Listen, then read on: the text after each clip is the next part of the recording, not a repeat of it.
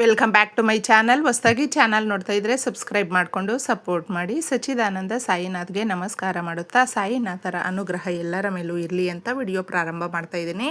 ಸಂಕ್ರಾಂತಿ ಹಬ್ಬದ ದಿನ ನಾವೆಲ್ಲರೂ ಕೂಡ ಒಂದೊಂದು ರೀತಿಯಲ್ಲಿ ಪೂಜೆಗಳನ್ನು ಮಾಡ್ಕೊಳ್ತಾ ಇರ್ತೀವಿ.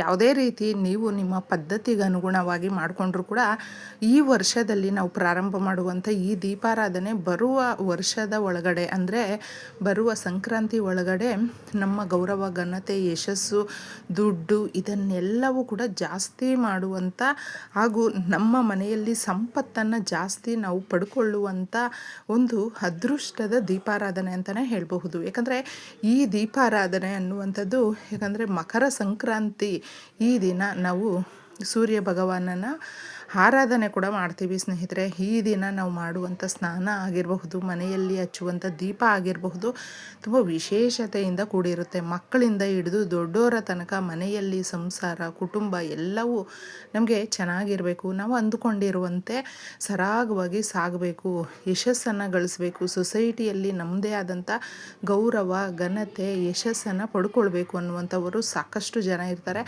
ತುಂಬ ಕಷ್ಟಗಳು ಪಡ್ತಾ ಇರ್ತೀವಿ ಒಂದಲ್ಲ ಒಂದು ರೀತಿಯಲ್ಲಿ. ಆದರೆ ಎಕ್ಕ ಅನ್ನುವಂಥದ್ದು, ಈ ಎಕ್ಕದ ಮರ ಯಾರ ಮನೆ ಹತ್ರ ಇರುತ್ತೋ ತುಂಬ ಚೆನ್ನಾಗಿರುತ್ತೆ. ಆದರೆ ಸಾಕಷ್ಟು ಜನ ಇಟ್ಕೊಂಡಿರೋದಿಲ್ಲ.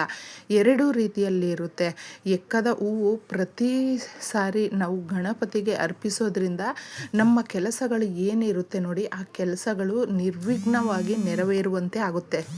ಈ ಎಲೆಯನ್ನು ನಾವು ಇಟ್ಟು ದೀಪಾರಾಧನೆ ಮಾಡೋದ್ರಿಂದ ನಮ್ಗೆ ಏನು ಕಷ್ಟ ಸಮಸ್ಯೆಗಳಿರುತ್ತೆ ನೋಡಿ, ಅವುಗಳನ್ನು ಆರಾಮಾಗಿ ದೂರ ಮಾಡ್ಕೊಳ್ಬಹುದು. ಬರುವಂಥ ಸಮಸ್ಯೆಗಳು ಯಾವುದೇ ರೀತಿಯಲ್ಲಿರಬಹುದು, ಅದನ್ನು ಕೂಡ ನಾವು ನಿಭಾಯಿಸುವಂಥ ಒಂದು ಶಕ್ತಿ ಅನ್ನೋದು ಬರುತ್ತೆ. ಮುಖ್ಯವಾಗಿ ಪ್ರಭುತ್ವದ ಕೆಲಸಗಳು ನಿಂತೋಗಿದ್ರೆ ಆ ಕೆಲಸಗಳು ಸರಾಗವಾಗಿ ಸಾಗುತ್ತೆ ಸ್ನೇಹಿತರೆ. ಇದನ್ನು ಮಾಡ್ಕೊಳ್ಳಿ, ತುಂಬ ಸುಲಭವಾಗಿರುತ್ತೆ. ಯಾಕಂದರೆ ಎಲ್ರಿಗೂ ಕೂಡ ಕೈಗೆಟಕುವಂಥ ಈ ಪರಿಹಾರವನ್ನು ನಾವು ಎಕ್ಕದ ಎಲೆಯನ್ನು ತಗೊಂಡು ಬಂದಿದ್ದೆ ಒಂದು ಪರಿಹಾರಕ್ಕೆ ತಗೊಳ್ತಾ ಇದ್ದೀವಿ. ಈ ವರ್ಷ ನಾವು ಪ್ರಾರಂಭ ಮಾಡಿದ್ದೀವಿ ತಾಯಿ. ಬರುವ ವರ್ಷದ ಒಳಗಡೆ ನಾವು ಕೂಡ ಎಲ್ಲರ ರೀತಿ ಅನುಕೂಲವಸ್ತರಾಗಬೇಕು, ಸುಖ ಸಂತೋಷ ಅನ್ನೋದು ಬರಬೇಕು, ತುಂಬ ಖುಷಿಯಾಗಿರಬೇಕು ಅಂತಂದ್ಬಿಟ್ಟು ಬೇಡ್ಕೊಂಡಿದ್ದೆ. ಆ ಎಲೆಯನ್ನು ತಗೊಂಡು ಬಂದು ನೀವು ಇದ್ರ ಮೇಲೆ ಕ್ಲೀನಾಗಿ ಒರೆಸಿ ಸ್ವಲ್ಪ ಗಂಧ ಹಾಗೂ ಕುಂಕುಮವನ್ನು ಇಡಿ. ಸ್ವಲ್ಪ ನೀವು ಇದ್ರ ಮೇಲೆ ಮುಖ್ಯವಾಗಿ ಗೋಧಿ ಕಾಳನ್ನು ಹಾಕಿ ಸ್ನೇಹಿತರೆ. ಗೋಧಿ ಕಾಳು ಇಲ್ಲ ಅಂತ ಹೇಳಿದ್ರೆ ನೀವು ಅದಕ್ಕೆ ನುಚ್ಚು ಥರ ಬರುತ್ತಲ್ವ, ಉಪ್ಪಿಟ್ಟು ಮಾಡ್ಕೊಳ್ಳೋದಕ್ಕೆ ಅಂತಲೇ ನಾವು ತಗೊಳ್ತೀವಿ, ಗೋಧಿ ಉಪ್ಪಿಟ್ಟು ಮಾಡ್ಕೊಳ್ಳೋದಕ್ಕೆ. ಅದು ಇದ್ದರೂ ಕೂಡ ಸಾಕಾಗುತ್ತೆ. ಅದನ್ನು ನೀವು ತಗೊಂಡಿದ್ದೆ ಅದ್ರ ಮೇಲೆ ಹಾಕಿಬಿಟ್ಟು ನೀಟಾಗಿ ಈ ದಿನ ಒಂದು ದೀಪ ಹಚ್ಚುವಾಗ ಅದಕ್ಕೆ ಅರಿಶಿಣ ಕುಂಕುಮ ಇಟ್ಟು 5 ಬತ್ತಿಗಳನ್ನು ಹಾಕಿ ಪಂಚಭೂತಗಳ ಸಾಕ್ಷಿಯಾಗಿ ನಾನು ಮಾಡ್ತಾಯಿದ್ದೀನಿ ಈ ಪರಿಹಾರವನ್ನು. ಈ ಮಕರ ಸಂಕ್ರಾಂತಿ ಹಬ್ಬದ ದಿನ ಮಾಡಿದಂಥ ಪೂಜೆಗಳು ನಮಗೆ ಅಭಿವೃದ್ಧಿಯನ್ನು ತಂದುಕೊಡುತ್ತೆ.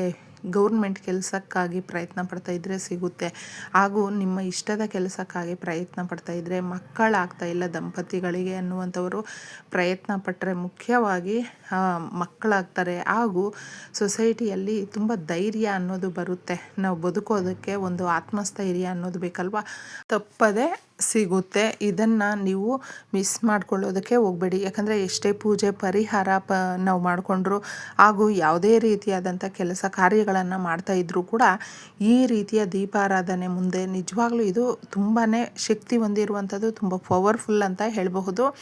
ಈ ರೀತಿಯ ದೀಪಾರಾಧನೆಯನ್ನು ನಾವು ಮಿಸ್ ಮಾಡಿಕೊಂಡ್ರೆ ಮತ್ತೆ ಬರುವ ವರ್ಷದವರೆಗೂ ಕೂಡ ಕಾದ್ಕೊಳ್ಬೇಕಾಗುತ್ತೆ. ಯಾಕಂದರೆ ನಾವು ಎಲ್ಲ ರೀತಿಯ ಪೂಜೆ ಪುನಸ್ಕಾರಗಳನ್ನು ಮಾಡ್ಕೊಂಡಿರ್ತೀವಿ. ತದನಂತರ ಸಂಧ್ಯಾ ಸಮಯದಲ್ಲಿ ನೀವು ಇದನ್ನು ಮಾಡ್ಕೊಳ್ಳಿ. ತಗೊಂಡು ಬಂದಿದ್ದೆ ಸ್ವಲ್ಪ ಲೇಟ್ ಆದರೂ ಪರವಾಗಿಲ್ಲ, 7 ಗಂಟೆ 8 ಗಂಟೆ ಆದರೂ ಕೂಡ ಇದನ್ನು ದೀಪ ಹಚ್ಚಿ. ಯಾಕಂದರೆ ಈ ರೀತಿ ಹಚ್ಚಿದಾಗ ನಮ್ಮ ಕುಟುಂಬ ಚೆನ್ನಾಗಿರುತ್ತೆ. ವರ್ಷ ಪೂರ್ತಿ ನಾವು ಏನು ಈ ವರ್ಷದಲ್ಲಿ ಎಲ್ಲವೂ ಹಳೆಯದನ್ನು ಮರೆತು ಹೊಸ ಜೀವನ ನಡೆಸಬೇಕು, ಕಷ್ಟಗಳನ್ನು ಮರೆತು ಸುಖ ಸಂತೋಷ ಅನ್ನೋದು ಬೇಕು, ಯಶಸ್ಸು ಬೇಕು ಅಂತ ನಾವು ಬಯಸ್ತಾ ಇರ್ತೀವಲ್ವ, ಅವ್ರಿಗೋಸ್ಕರ ಇದು ನಿಜವಾಗ್ಲೂ ವರ್ಕ್ ಆಗುತ್ತೆ. ನಿಂತಿರುವ ಕೆಲಸಗಳು ಅಂದರೆ ಮನೆ ಕಟ್ಟಬೇಕು, ಆಸ್ತಿ ತಗೊಳ್ಬೇಕು, ಒಡವೆಗಳನ್ನು ಮಾಡಿಸ್ಕೊಳ್ಬೇಕು, ಮಕ್ಕಳನ್ನು ಓದಿಸ್ಬೇಕು, ಹಾಗೆ ಮಕ್ಕಳಿಗೆ ನಾವು ಒಳ್ಳೆ ಹೈಯರ್ ಎಜುಕೇಷನ್ ಕೊಡಿಸ್ಬೇಕು, ಈ ರೀತಿ ತುಂಬ ಆಸೆ ಇಟ್ಕೊಂಡಿರ್ತೀವಿ. ಆದರೆ ದುಡ್ಡು ಕಾಸು ಅನ್ನೋದು ಸರಿಯಾಗಿ ನಮಗೆ ಹೊಂದಿಸೋದಕ್ಕೆ ಕಷ್ಟ ಆಗಿಬಿಡುತ್ತೆ. ಅಂದರೆ ಪದೇ ಪದೇ ನಾವು ಸಾಲ ಮಾಡಿಕೊಳ್ಳುವಂಥ ಸನ್ನಿವೇಶ ಬಂದುಬಿಡುತ್ತೆ. ಅಂತಹ ಸಂದರ್ಭಗಳಲ್ಲೇ ಮಾಡುವಂಥ ಈ ಪರಿಹಾರವನ್ನು ನೀವು ನಂಬಿಕೆಯಿಂದ ಮಾಡಿಕೊಂಡಾಗ ನಿಮ್ಮ ಕೆಲಸ ಕಾರ್ಯಗಳು ಸರಾಗವಾಗಿ ಸಾಗುತ್ತೆ. ಇಷ್ಟೇ ಸಿಂಪಲ್ಲಾಗಿ ನೀವು 5 ಬತ್ತಿಗಳನ್ನು ಹಾಕಿ, ಇಲ್ಲಾಂದರೆ ಪರವಾಗಿಲ್ಲ 2 ಬತ್ತಿಗಳು ಹಾಕಿದ್ರೂ ಕೂಡ ಸಾಕಾಗುತ್ತೆ. ಈ ಥರ ಹಚ್ಚಿದ್ದೆ ನೀವು ಕೇಳ್ಕೊಳ್ಬೇಕು ಸ್ನೇಹಿತರೆ. ಕೇಳಿಕೊಂಡು ತದನಂತರ ಇದ್ರ ಒಳಗಡೆ ಸ್ವಲ್ಪ ಎಳ್ಳನ್ನು ಹಾಕಿ. ಎಳ್ಳು ಯಾಕೆ ಹಾಕಬೇಕು ಅಂದರೆ, ಈ ದಿನ ಸೂರ್ಯದೇವನು ಒಂದು ಮಗನಾದಂಥ ಶನಿದೇವನ ಸ್ಥಾನಕ್ಕೆ ಬರೋದು. ಅಂದರೆ ಇಬ್ಬರು ಒಂದೇ ಇದರಲ್ಲಿ ಇರ್ತಾರೆ. ಈ ರೀತಿ ಇದ್ದಾಗ ನಮ್ಮ ಕೋರಿಕೆಗಳು ನೆರವೇರುತ್ತೆ. ಯಶಸ್ಸು, ಧೈರ್ಯ ಅನ್ನೋದು ಸರಾಗವಾಗಿ ಸಿಗುತ್ತೆ. ಯಾವುದೇ ರೀತಿಯಾದಂಥ ಅಡೆತಡೆಗಳು ಅನ್ನೋದು ಬರೋದಿಲ್ಲ. ಈ ಪರಿಹಾರವನ್ನು ನೀವು ಮಾಡಿಕೊಂಡಾಗ ದೀಪ ಹಚ್ಚಿರ್ತೀರ, ಕೇಳ್ಕೊಳ್ತೀರ. ತದನಂತರ ಇದನ್ನು ನೀವು ತೆಗೆಯೋದಕ್ಕೆ ಹೋಗಬೇಡಿ ಸ್ನೇಹಿತರೆ.